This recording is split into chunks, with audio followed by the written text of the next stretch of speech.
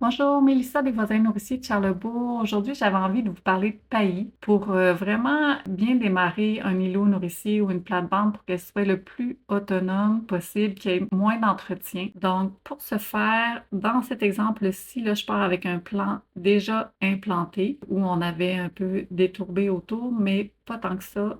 C'est pas grave. On va juste rajouter quand même épais de compost. Et dans ce cas-ci, c'est un bleuet, donc on a rajouté aussi un engrais acidophile. Si vous avez des feuilles, c'est facultatif, mais on peut ajouter des feuilles. On va ensuite mettre le carton qu'on va avoir préalablement trempé. Donc, puis un coup qui est trempé, c'est vraiment plus facile d'enlever les collants, le tape, comme on dit en bon québécois.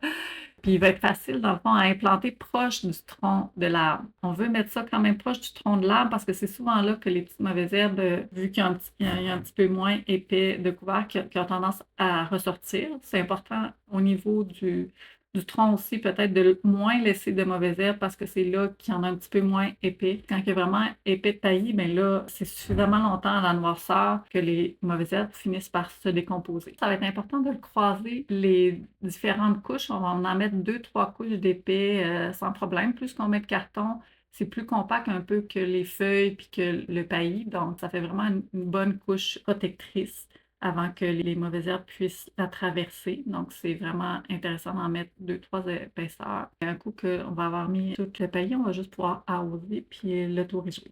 Je vous invite à nous suivre, voisins nourriciers de Charlebourg, et à vous abonner à notre infolette si vous voulez continuer à apprendre avec nous. À bientôt!